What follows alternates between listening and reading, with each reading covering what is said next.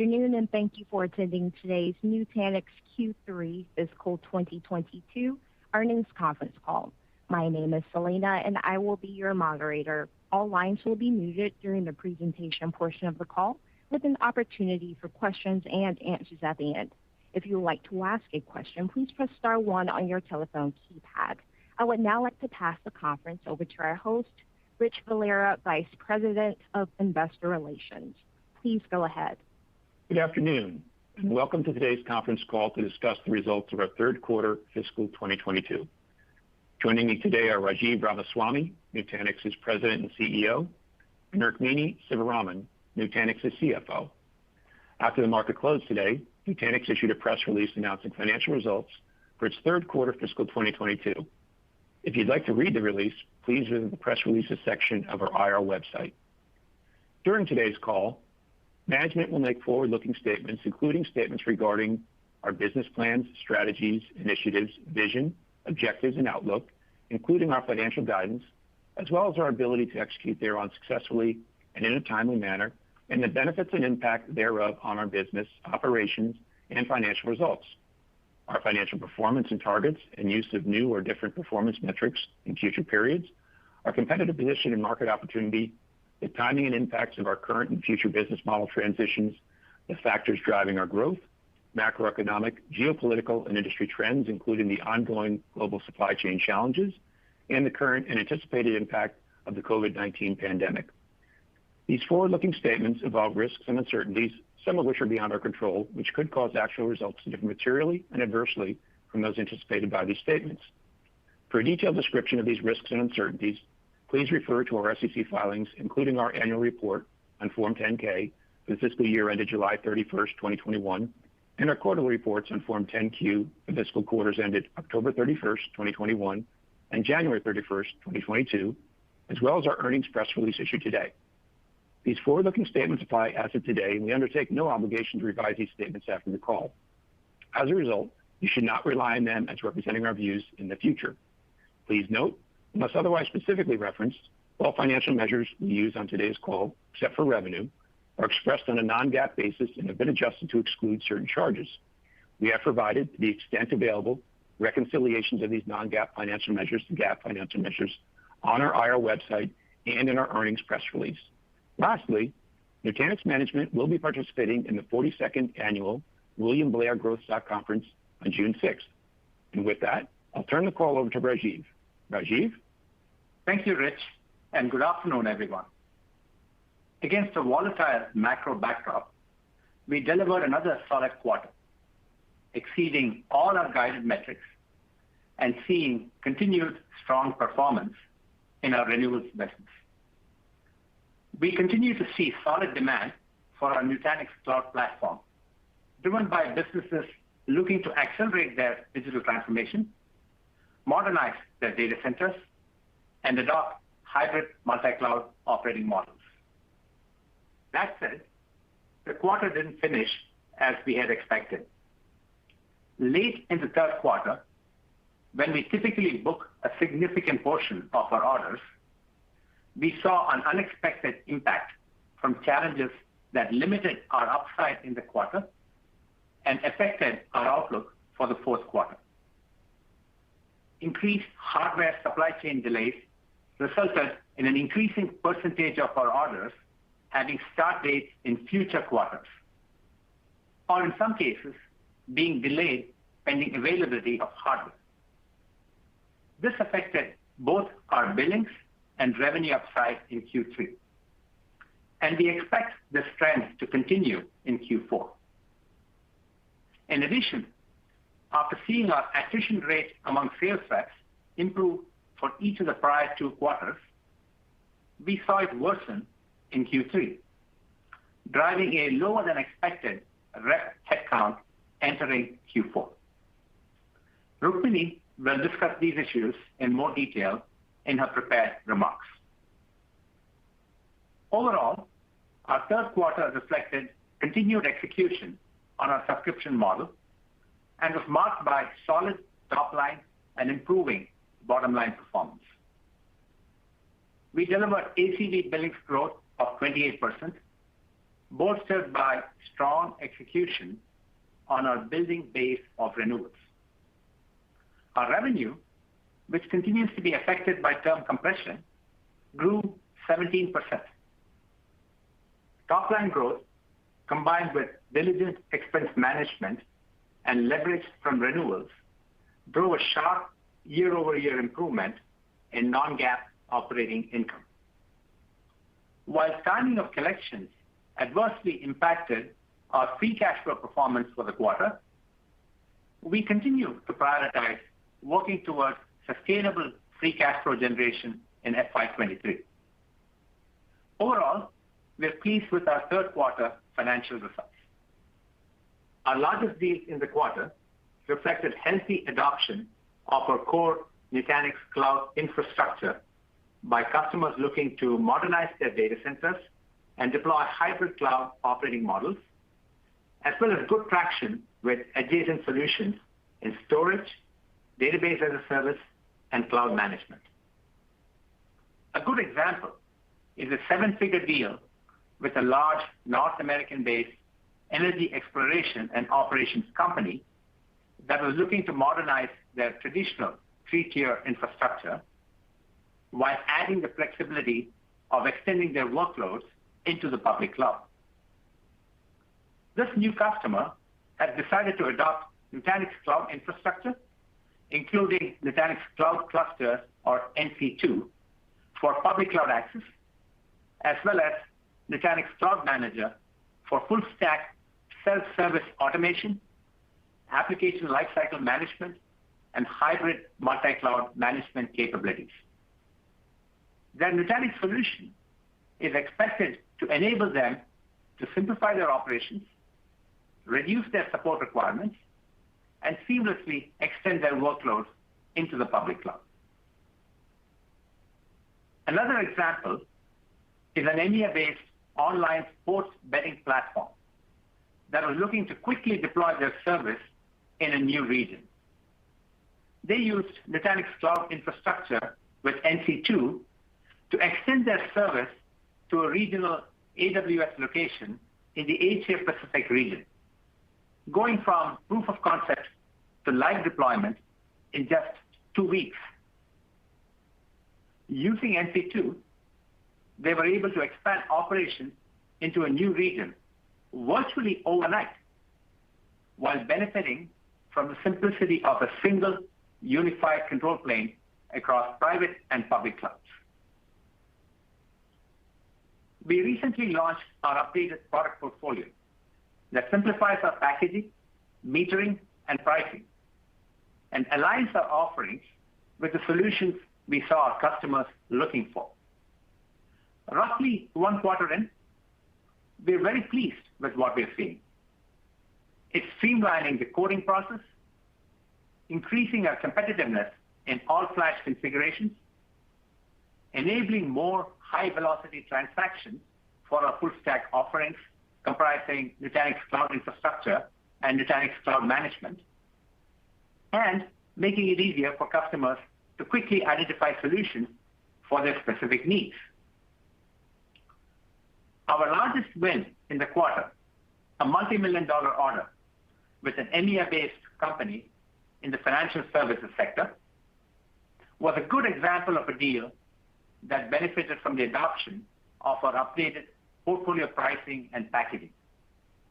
This new customer, who was unhappy with the performance of their business-critical applications on their existing three-tier infrastructure, chose our new Nutanix Cloud Platform full-stack offering, comprising both cloud infrastructure and cloud management, due to its simplicity, built-in automation for infrastructure as a service, and total cost of ownership advantages versus competing alternatives.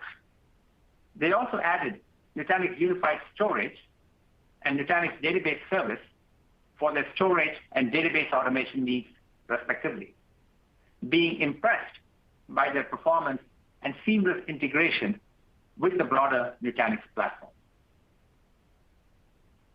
Go-to-market leverage with partners has been one of my top priorities, and we continue to see progress on this front during the third quarter.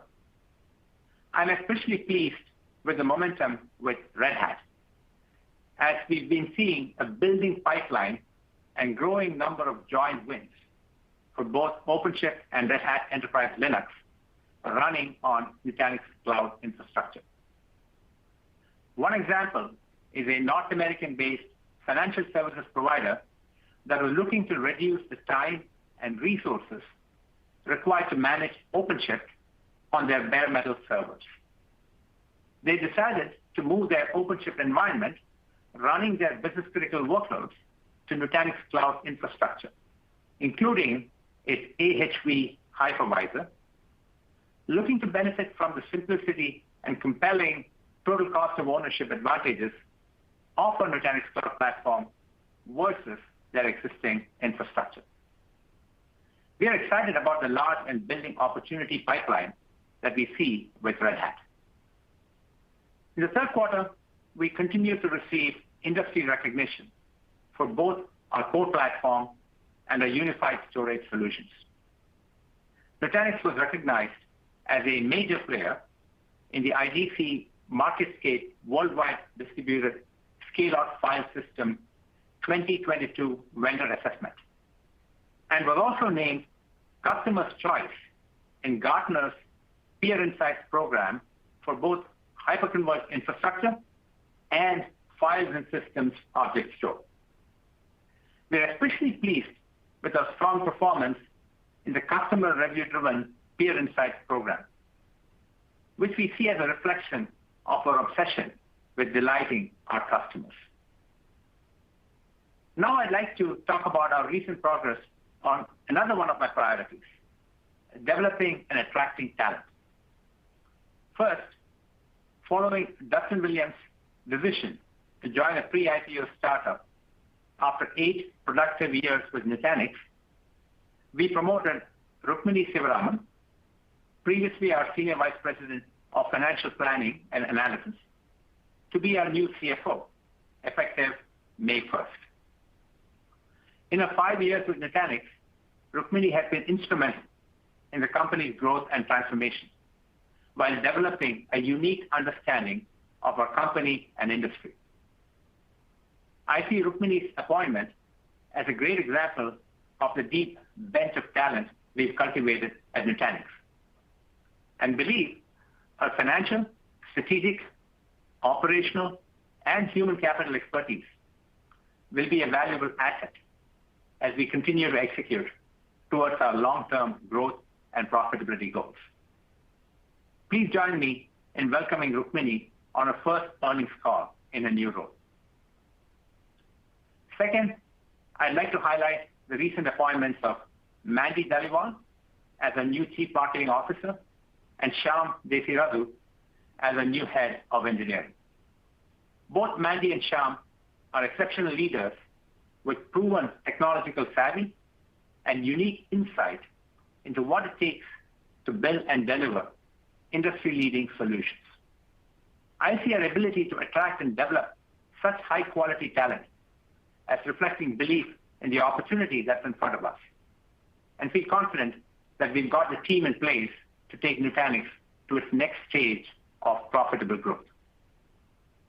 In closing, in our third quarter, we delivered another quarter of solid growth, exceeding all of our guided metrics. We continue to see solid adoption of our Nutanix Cloud Platform, from customers choosing Nutanix to modernize their infrastructure and enable their transition from on-prem to hybrid multi-cloud operating models. And we continue to execute well on our building base of subscription renewals, which we see as a reflection of both the strength of our team and our customers' high level of satisfaction with our products. While I'm disappointed with the weaker Q4 outlook due to the aforementioned supply chain and sales rep headcount issues, we don't believe our reduced outlook is a reflection of any change in our market opportunity or demand for our solutions. That said, we are focused on mitigating the impact of these challenges and continuing to drive towards profitable growth. And with that, I'll hand it over to Rukmini Sivaraman. Rukmini? Thank you, Rajiv. I am honored to join you all today for my first Nutanix earnings call. Getting directly to Q3 performance, Q3 was a solid quarter and we beat all our guided metrics. ACV billings was $205 million, representing a year-over-year growth of 28%, exceeding our guidance range of $195 to $200 million. Our renewals business continues to do well, and the ACV billings upside in Q3 was due to renewals performing better than expected. Gross retention rate, GRR, was in line with our expectations. Revenue for Q3 was $404 million, representing year-over-year growth of 17%, exceeding our guidance range of $395 to $400 million. Growth in ACV billings was greater than growth in revenue because orders with future start dates that are booked and collected are reflected in ACV billings, but revenue can only begin to be recognized in the quarter of the actual license start date, and also because of slight term compression from 3.3 years in Q3 21 to 3.2 years in Q3 22. ARR at the end of Q3 was $1.114 billion, growing at 46% year over year. Q3 sales rep productivity was in line with our expectations. However, we ended Q3 with fewer reps than planned as the talent market remained highly competitive. As Rajiv mentioned, we saw rep attrition worsen in Q3, resulting in lower than expected rep headcount entering Q4. Under the leadership of our new Chief Revenue Officer, Dom Delfino, our sales leaders remain focused on getting rep headcount to our target level via both better retention and increased hiring efforts. Our overall company headcount grew slightly in Q3. We added 586 new logos in Q3, which is largely in line with our historical seasonal trend in new logo additions from Q2 to Q3. As we've discussed in previous quarters, our sales teams continue to focus on higher quality new logos, which was reflected in year-over-year growth in new logo ASP in Q3. Non-GAAP gross margin in Q3 was 83.3%, ahead of our guidance of approximately 82%.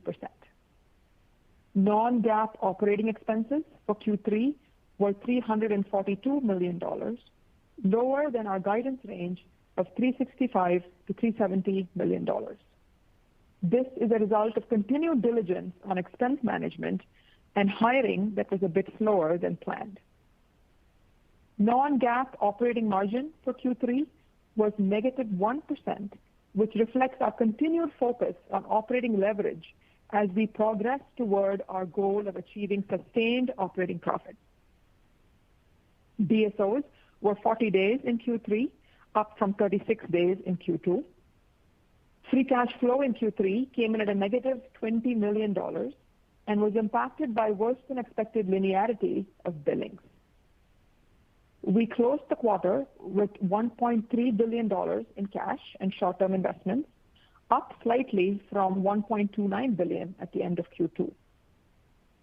Before we move to Q4 guidance, I will make a few comments regarding the supply chain. Nutanix transformed our appliance model to a software model starting back in fiscal year 18 and saw our non-GAAP gross margins grow from the low 60s to our current levels of around 83% in Q3. Our customers run our software on their choice of hardware, which they purchase from server providers, many of whom are our partners. Because we are an infrastructure software provider, customers often prefer to time their purchase of software from us with the purchase of the underlying server from hardware providers. This means that when there are delays in server availability from hardware providers, customers may choose to either, one, line up the software subscription license start dates with the expected availability date for the servers, leading to us receiving orders with start dates in future quarters, or two, in some cases, delay their orders until the hardware becomes available. During the last several quarters and until late in Q3, we had experienced minimal impact from supply chain issues. While we have not seen a change in the demand for our solutions, we saw these supply chain challenges impact us late in Q3, which limited our upside in Q3, and we expect these trends to continue in Q4. With that, the guidance for Q4 is as follows. ACV billing to be between $175 and $185 million. Revenue to be between $340 and $360 million. Non-GAAP gross margin between 79 and 80%. Non-GAAP operating expenses between $360 and $365 million. And weighted average shares outstanding of approximately 225 million. The significant majority of the impact on our Q4 ACV billings guidance relative to our previously implied guidance for Q4 is due to the impact of increased supply chain challenges, which, as I described earlier, affects us in two ways. One, future start dates, that is, orders that customers book with us but that are not yet collected. And two, customers choosing to delay placing orders with us pending the availability of hardware. Our guidance is also impacted by sales rep headcount going into Q4 being lower than planned. Because of the increased uncertainty in the macro supply chain environment we saw towards the end of Q3 and continuing into Q4, and how rapidly it is changing, we are widening our ranges to reflect that increased uncertainty. The guidance assumes that the supply chain challenges continue to worsen in Q4. Absent the supply chain issues, we believe that we would have likely been at or close to our previously implied Q4 ACV billings guidance range. The Q4 revenue guidance is more impacted than ACV billings guidance relative to their respective previously implied Q4 numbers because orders with future start dates that are booked and collected are reflected in ACV billings, but are only reflected in revenue in the quarter of the actual license start date. Our average contract term length is expected to be flattish in Q4. The Q4 operating expenses guidance is well below the previously implied Q4 guidance of approximately $400 million, even though it includes about $6 million for an in-person sales enablement event that was moved into Q4 from Q3. Because of the billing dynamics and because we expect linearity in Q4 to remain challenging due to supply chain delays, we expect working capital needs to increase in Q4. As a result, we expect cash usage to be significant in Q4 and higher than the current Q4 street consensus. Moving on to full year revenue, the guidance for fiscal year 22 is as follows. ACV billings to be between $735 and $745 million, representing year-over-year growth of 24 to 25%. Revenue of $1.535 to $1.555 billion. Non-GAAP gross margin of approximately 82%. Non-GAAP operating expenses of between $1.402 and $1.407 billion. As a reminder, full year ACV billings is not the straight summation of the 4 quarters ACV billing because of the adjustment required for transactions with less than 1 year term lengths. The guidance above assumes that annual ACV billings guidance is 94% of the sum of the 4 quarters of ACV billings. While our Q4 outlook is lower than our prior implied guidance, we remain focused on profitable growth and continue to prioritize working towards sustainable free cash flow generation and non-GAAP operating margin breakeven in fiscal year 23. We will look to provide more color on fiscal year 23 expectations during our Q4 and fiscal year 22 earnings call in August.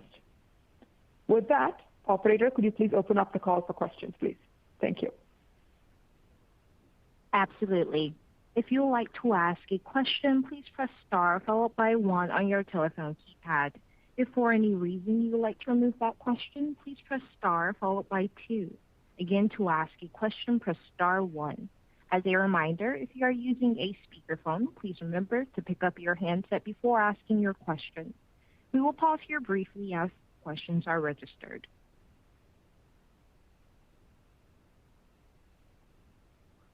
The first question comes from Wamsi Mohan with Bank of America. Please go ahead.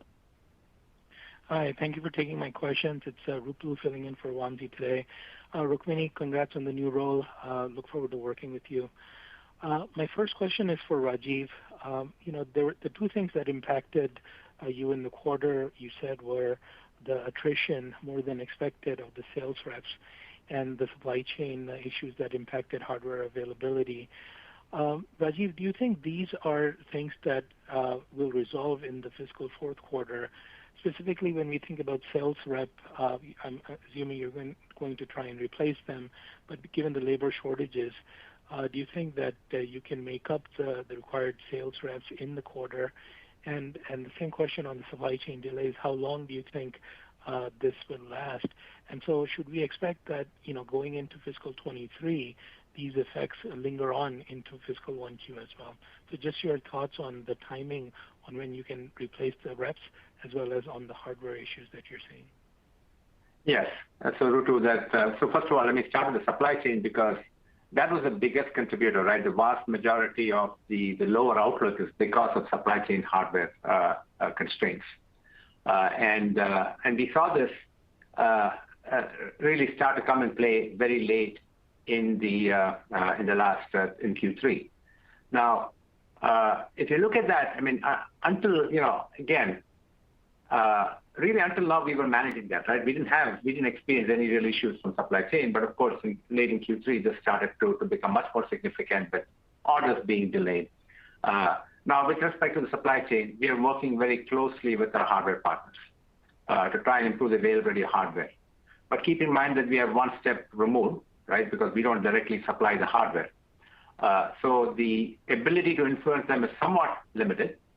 Now, that said, based on what we are hearing from all the server manufacturers and our hardware partners, we expect that these challenges in the supply chain are likely to persist for multiple quarters. Now, on the rep headcount, which was much smaller component of the issues that we're facing, now we've been affected by the broader industry trend of greater resignations across the board, right? And we've noted in prior quarters that we were somewhat behind our rep headcount targets. Now, in the third quarter, after 2 quarters of improving attrition, we saw a quarter-over-quarter increase in rep attrition that led to a lower than expected rep headcount entering the fourth quarter. Now, in terms of what we're doing about that, right? So specifically, with our new CRO, Dom Delfino, is very focused on 3 things, right? Rep retention, productivity of the reps, and hiring. Now, on rep retention, we are continuing to refine our segmentation and coverage model. And what that will do is it'll result in improved territory coverage and higher levels of quota attainment. And that's in progress. And we expect to really have that ready and to go by the first part of as we move into our next fiscal year. On the rep productivity, we are doubling down on training and enablement. We are leveraging partner-based selling and, of course, implementing the simplified product portfolio. On the hiring side, since Q3, we've increased our recruiting efforts even more above previous levels. And we're seeing early encouraging results, right? That in terms of getting us back to where we'd like to be in terms of the sales rep headcount. So I think as you can see, so we're working on both of these issues, right? And I think the supply chain is going to last, a few quarters, right? I don't know, multiple quarters. We don't know yet, right? And on the rep headcount, we're working hard to get that remedied ASAP. Okay, thanks for all the details, Rajiv. Maybe just another question for you. The new customer count this quarter was 580 new customers. I know in the past you've talked about focusing more on quality versus quantity. I think the average, if I look at from 2Q to 3Q, Over the last couple of years, I think it's been around 700. So, I mean, are you happy with this level of customer additions? And given the issues with the sales force, should we focus less on the number of customers that are being added in the next couple of quarters? Do you think that becomes less meaningful of a metric? And should we focus more on things like ACV billings or some other metric? Yes, so Q3 is seasonally weaker than Q2, and we saw a decline roughly in line with historical seasonality in the third quarter, right, when it came to new logos. Now, as you indicated also, we have been focused on higher quality, higher ASP new logos, more so than absolute new logo count. And on that front, we saw a solid year-over-year new logo ASP growth in Q3, which is what we're driving for. So if we go forward, right, we expect a new logo growth to be driven through enabling more partner-based selling, continuing to drive our partner autonomy program, trying to get more leverage from our strategic partners, and by continuing to make sure that we have the right sales incentives in place. So yes, we are focused more on the quality of these logos going forward and the ASPs that we can capture. Got it. Thanks so much. And let me just sneak one more in, if I could, for Rukmini. I think you had guided average contract term to be flat. I think it went up a little bit from 3.1 to 3.2 years in 3Q. I think you're guiding flat again for fiscal 4Q. How would you say that the growth in your renewals business, how would that be impacting both the ACV billing seasonality as well as this the average contract terms? And should we expect that after 4Q, 1Q average contract term will decline, given that the federal business is a more significant part of your revenues in that quarter? So any thoughts you have on the growth on the renewals business, and how should we think about the seasonality of ACV billings as well as the trend in the average contract term? Thank you. Yeah, thank you for the question. So to first answer your question on the contract terms, so I think this quarter in Q3, we had a couple of significant transactions that came in at higher terms, so that's why we saw the 3.2. But I think more generally, I'd say at this point, we are quite close to sort of what we think was where terms will eventually settle, which is around the 2.8 to 3 year mark, which we had laid out previously. So we're quite close to that level, right? So it fluctuates a little bit, as you're seeing, I think, here, and what we're projecting for Q4 as well. And we expect that to, again, maybe trend down slightly, but not too dramatically at this point, given where we are and how close we are to where we think we'll settle.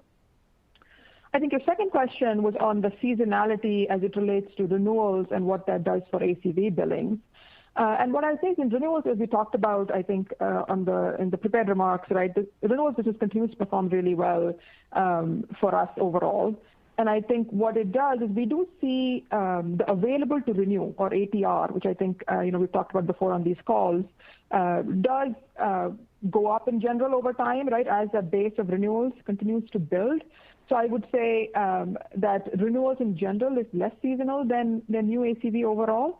But as you can imagine, right, renewals is at this point an outflow of when those orders came in going back, right? So if the new business that we booked 3 years ago, 2 years ago has that seasonality, the available to renew also has some of that seasonality, right? So it's not perfectly correlated, but I hope that answers your question. That overall, I think our renewals business is doing really well.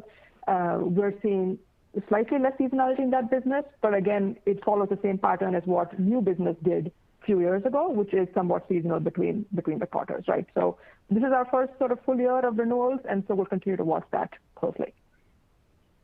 Thank you for all the details. Appreciate it. Thank you. The next question comes from James Fish with Piper Sandler. Please go ahead. Hey, guys.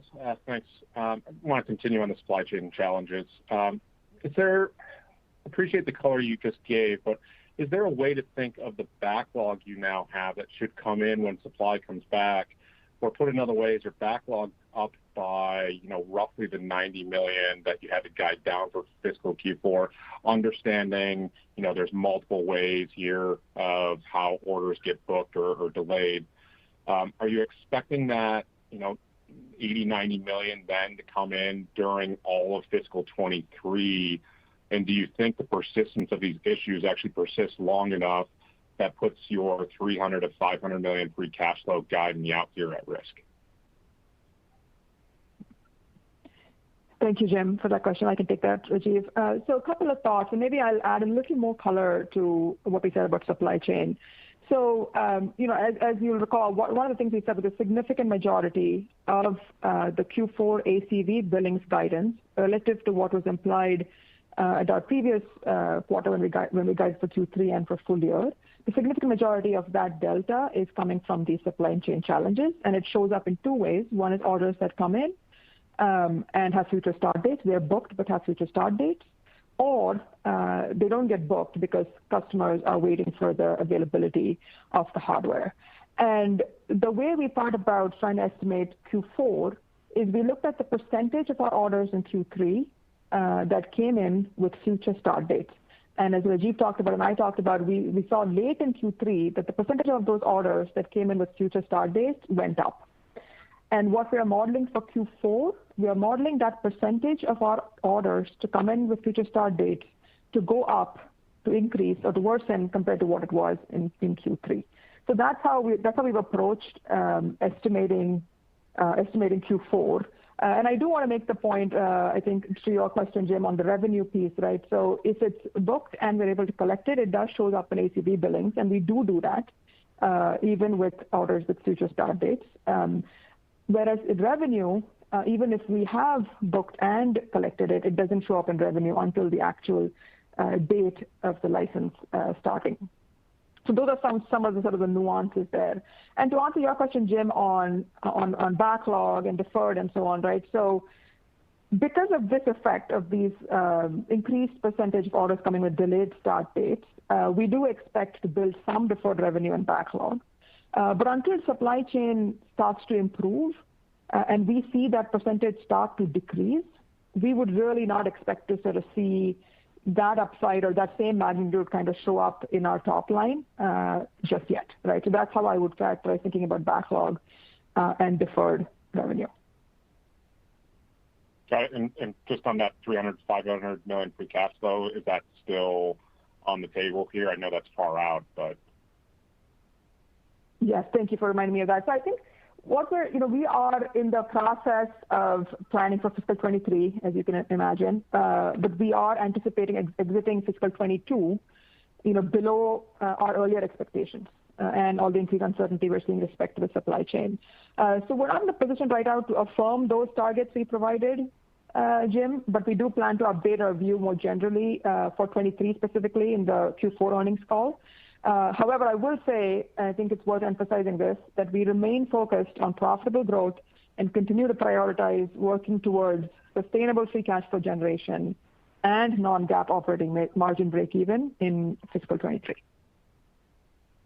Okay, fair enough.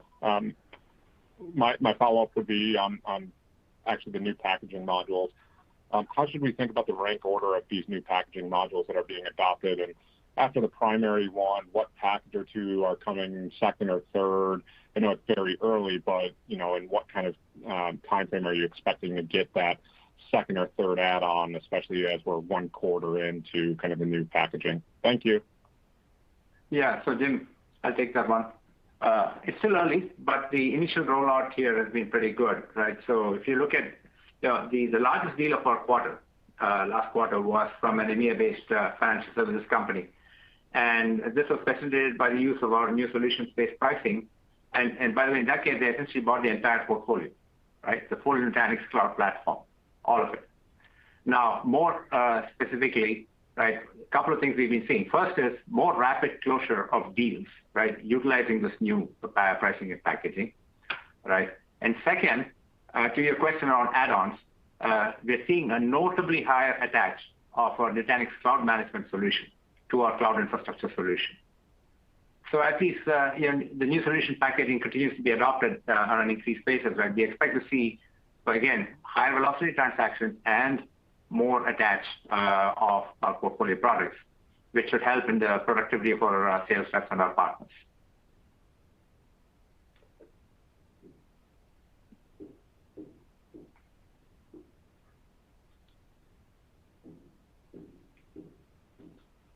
Thank you. The next question comes from Meta Marshall with Morgan Stanley. Please proceed. Great, thanks. I wanted to just kind of briefly touch on stock-based compensation as a part of attrition, and just, you noted that you were seeing kind of larger than expected attrition. Was stock-based comp any part of that? Just given the reset in valuations kind of across a lot of names, are there any efforts or adjustments that you guys are planning on making as part of kind of increasing retention of sales reps? And then clearly, it sounds as if kind of the core underlying business is seeing some similar trends, but just whether in any region or any particular vertical you've seen any kind of slowdown in activity, just given macro, would just be helpful. Thanks. Yeah. So I think on the first, there are two questions that meet. On the first one, look, I think it's an overall statement around compensation overall, right? That includes, of course, equity and it includes cash compensation. There's clearly some inflationary pressure on that, right? And stock price, of course, has a thing to do. Now, most salespeople very much are focused on quota attainment. And a lot of it, therefore, is focused on enabling them to achieve quotas. And so we have that's the work that we talked about when it came to segmentation, better segmentation, better coverage model, better training, getting them leveraged through partners. All of that helps from a retention perspective because ultimately it gives them a much better shot at achieving or overachieving their quota, right? So I think that's what we're really focused on there. We're also factoring in, some degree of inflation in our wages as we move forward and factoring that into our compensation plans. The other thing that I do believe is that some of the companies that we compete with for talent, especially startups, may be increasingly focused on conserving cash and slowing down hiring in this current environment, which should actually help us. And the second question, I think, was on demand and whether we are seeing any changes in demand around verticals and so forth. I would say overall our demand remains solid, but our ability to execute against it is being constrained by these supply chain issues, which are causing delayed start dates and delayed orders, and to some extent the shortage of reps as well that we need to focus on hiring back. Overall, on a demand perspective, we haven't seen any notable changes in customer spending, but we are watching the demand and macro backdrop quite closely. Our fundamental demand is driven by accelerating digital transformation, customers modernizing a legacy three-tier infrastructure, running all forms of workloads, including performance-oriented databases and mission-critical workloads on our platform, and extending to the public cloud. So we talked about a few customer wins during our prepared remarks, right, that highlight these. Got it. Perfect. Thank you. Thank you. The next question comes from Nehal Chokshi with Northland Capital Markets. Please proceed. Yeah, thank you. End of the quarter, does it start to notice higher than expected sales attrition? Sorry, Nehal, could you repeat the question, please? I couldn't catch it. Yes. When in the quarter did you start to notice a higher than expected sales attrition rate? Oh, yeah. Very, very late in the third quarter, right? Literally the last couple of weeks in the quarter, Nehal. Okay. So sales and marketing, that expense line item was down 10% year over year, and I think 9% below where I think most analysts were. So would it be fair to say that your sales rep headcount ended up much lower than the 10%? I mean, where is your sales rep headcount relative to your expectations? Is it 10% lower? Is it 20% lower? 30% lower? Can you give us some indication here what the magnitude here is? Yeah, we have not quantified exactly where we are at. Let's call it, we're slightly below where we would like to be, and we are doing everything we can to get it back up to where we want it to be going into next fiscal year. Got it. Understood. Okay. The one thing I'd add. Go ahead. Yeah, sorry. Sorry, Nehal. I wanted to add one point there. If you were referring to just sort of the Q3 sales and marketing line item, I did mention this in my remarks, but in case I want to highlight that, there was about $6 million in OpEx within that line item that was supposed to be in Q3. This is a sales enablement in-person event that got moved from Q3 to Q4. And so that's now in the Q4 number in the guidance we gave for Q4, but it was not in Q3. I just wanted to point that out as well. Right. Yes. Very good point. Okay. And then, in terms of sales attrition, often it is correlated to a weakened demand outlook as salespeople tend to flock towards where there is demand and away from where there is weak demand.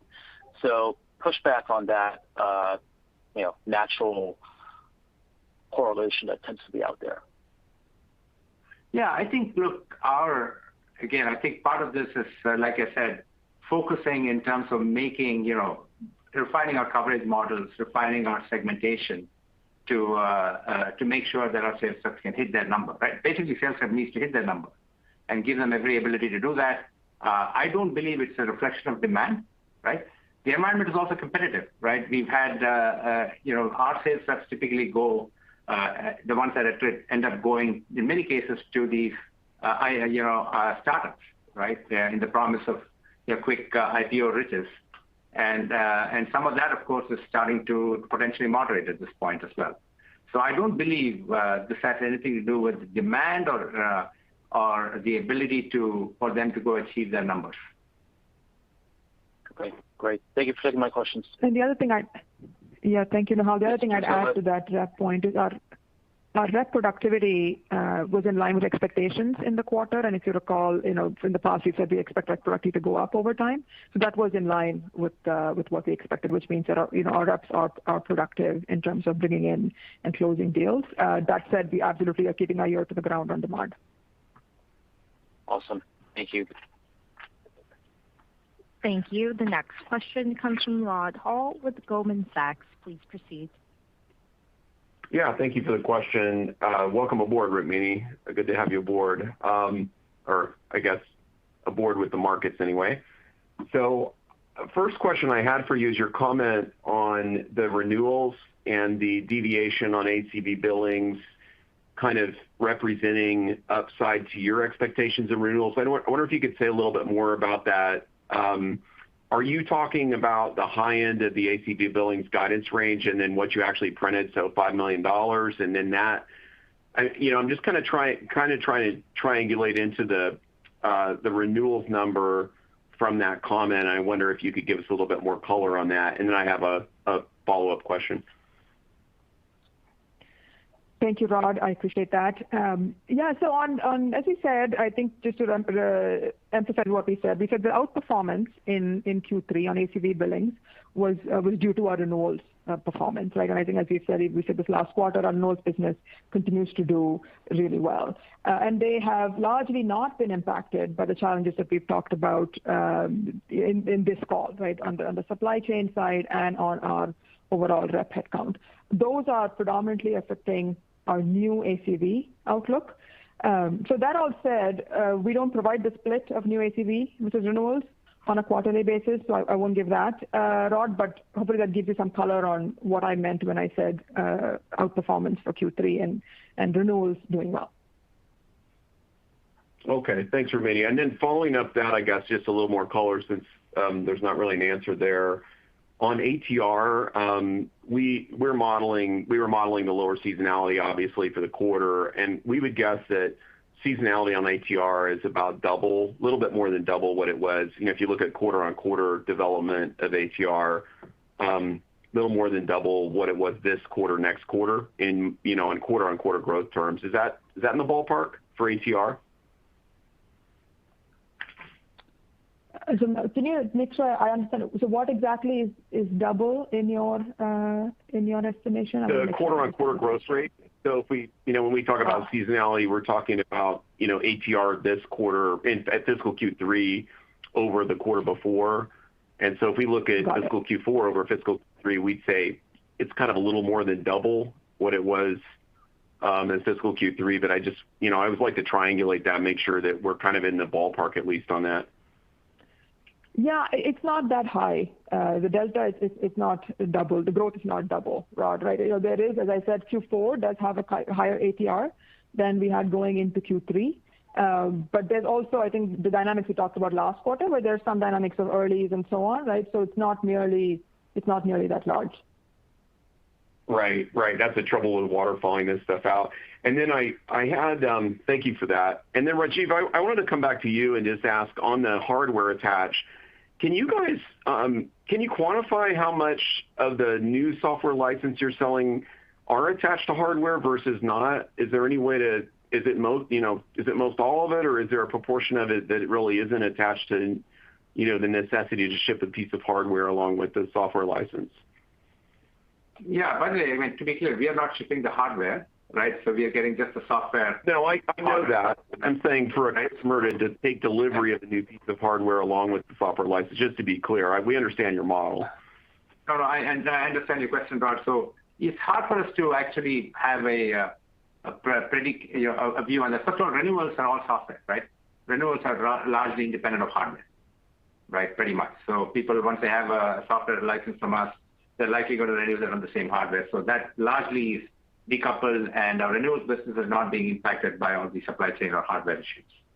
So really it comes down to the new orders, right? And out of those new orders, some of those are tied to customers buying hardware, in fact, a good chunk, and some of it is just them buying software when they may already have hardware available, right?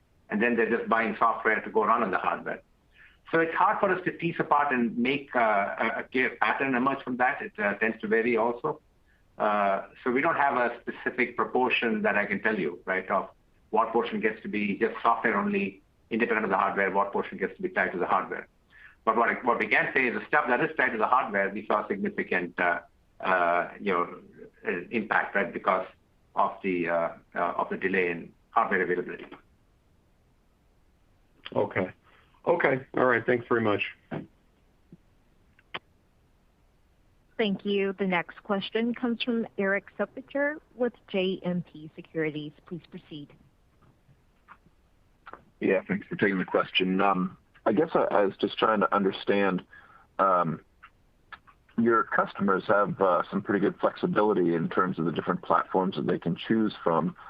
Why weren't they able to migrate from one platform that had supply chain constraints to another? Yes, and by the way, this is a good question, and exactly, look, until last quarter, this is exactly what we were managing, right? And people had the flexibility, but the problem here is, essentially, we're seeing future start dates across many, if not most, of the server platforms that we partner with. So it's not an isolated issue, and it's not like our customers can go to a different hardware supplier and get what they want. It's across the board, at least with most of the hardware providers that we are partnered with, or our customers running our software on. Can you give us a sense? I mean, is it the majority of hardware solutions at this point that are seeing constraints? Yes, and I would say the constraints are different across different providers. It's not just one item is causing supply chain issues across all the providers. Different providers seem to have different constraints in their supply chain. But it seems to be pretty much across all our major partners we are seeing this.